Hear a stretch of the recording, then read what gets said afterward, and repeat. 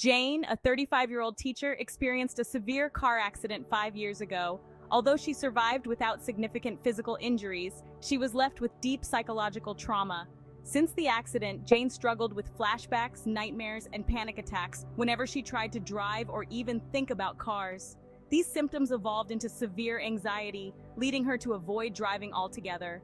She also started experiencing irritability, insomnia, and hypervigilance, all of which affected her work and relationships. Despite several attempts with talk therapy, Jane found little relief. Her therapist then suggested eye movement desensitization and reprocessing, or EMDR therapy, a trauma-focused intervention known for its effectiveness in treating post-traumatic stress disorder. EMDR therapy was initiated to help Jane process her traumatic memories in a structured manner. The therapy is built around an 8-phase protocol. First, history taking. Jane's therapist gathered detailed information about the trauma and her current emotional struggles. They developed a treatment plan focusing on the car accident as the most significant event causing her distress. Second, preparation. Jane was taught grounding techniques such as deep breathing and visualizations to manage emotional overwhelm during sessions. This gave her a sense of control over the process. Third, assessment. Jane was asked to identify the most distressing images related to the accident. The primary memory involved her seeing headlights before the collision. She was also asked to rate her distress level and identify a negative belief tied to the event. I am not safe. Fourth, desensitization.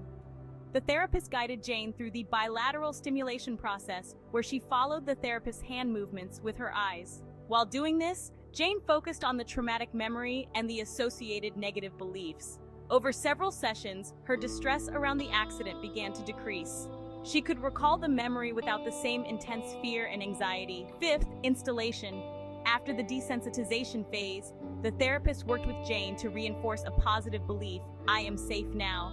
This was installed using the same bilateral stimulation technique. As she processed the trauma, Jane began to internalize this new belief, replacing her old fear-based thinking. Sixth, body scan. The therapist asked Jane to scan her body for any lingering tension or discomfort related to the trauma. Initially, Jane had tightness in her chest when thinking about the accident, but as therapy progressed, she reported feeling more relaxed and grounded. Seventh, closure. Each session ended with grounding exercises to ensure Jane felt stable and calm before leaving the session. She was encouraged to use these techniques in her daily life whenever she felt triggered. Eighth, reevaluation. By the end of the EMDR sessions, Jane's anxiety significantly reduced. She no longer experienced flashbacks, her panic attacks subsided, and she even began to drive again. In follow-up sessions, her therapist noted that Jane felt more confident and safe on the road.